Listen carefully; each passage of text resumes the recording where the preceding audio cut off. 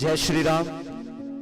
दोस्तों, मैं आज आपके सामने एक भक्त और भगवान की एक छोटी सी कहानी सुनाने जा रहा हूं। ये कथा भक्तमाल ग्रंथ से ली गई है।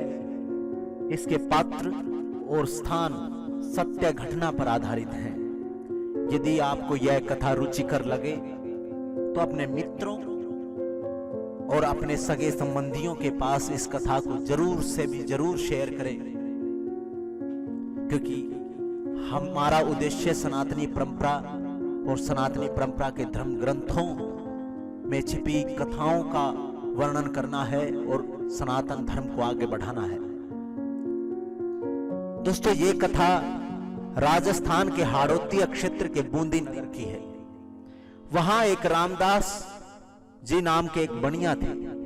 वे व्यापार करने के साथ साथ भगवान की भक्ति साधना भी करते थे और नित्य संतों की सेवा भी किया करते थे। भगवान ने अपने भक्तों की पूजा को अपनी पूजा से भी श्रेष्ठ माना है, क्योंकि संत लोग अपने पवित्र संग से असंतों को भी अपने जैसा संत बना देते हैं। भगवान की इसी बात को मानकर भक्तों ने संतों की सेवा को भगवान की सेवा से बढ़कर माना है। प्रथम भक्ति संतन कर संगा। रामदास जी सारा दिन नमक मिर्च गुड़ आदि की गठरी अपनी पीठ पर बांधकर गांव में फेरी लगाकर सामान बेचते थे, जिससे उन्हें कुछ पैसे और अनाज मिल जाता था।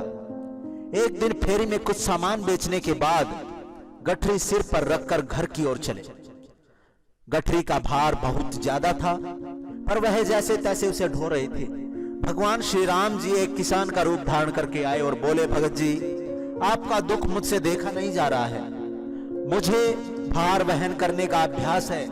मुझे भी वहीं जाना है जहां आप जा रहे हैं। मैं आपकी गठरी घर पहुंचा दूंगा।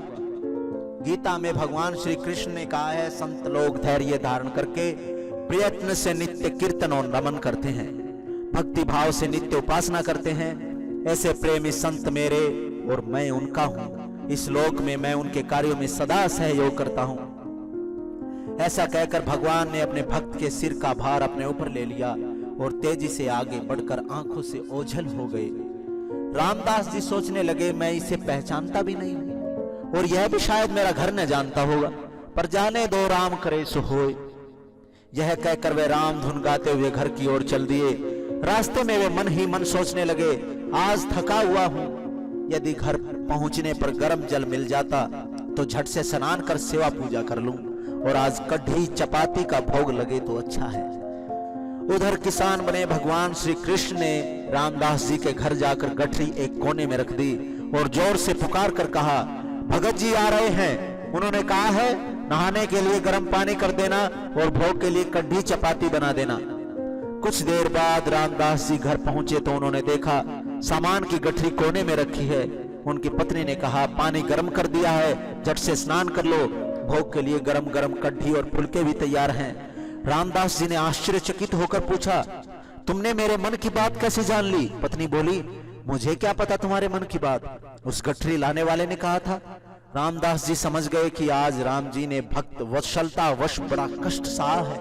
उनकी आंखों से प्रेमाश्रु झरने लगे और वे अपने इष्ट के ध्यान में बैठ गए। ध्यान में प्रभु श्री राम ने प्रकट होकर प्रसन्नता पूर्वक कहा, तुम नित्य संत सेवा के लिए इतना परिश्रम करते हो, मैंने तुम्हारी थोड़ी सी सहायता कर दी तो क्या हुआ? रामदास जी ने अपनी पत्नी से पूछा, क्या तुमने उस गठरी लाने वाले को देखा था? पत्नी बोली, मैं तो अंदर थी, पर उस व्यक्ति के शब्द बहुत ही मधुर थे। रामदास जी ने पत्नी को बताया कि वे साक्षात भगवान श्री राम ही थे। तभी उन्होंने मेरे मन की बात जान ली। दोनों पति पत्नी भगवान की भक्त वत्सलता से भावुक होकर राम धुन गाने में लीन हो गए। दोस्तों, गीता में भगवान श्री कृष्ण ने कहा है, मेरा ही ध्यान मन में रखकर प्रतिदिन जो मुझे भजता है, उस योगी संत को सहज में मेरा दर्शन हो जाता है। दोस्तों, कथा को शेयर करें, चैनल को सब्सक्राइब करें, लाइक करें। जय श्री राम।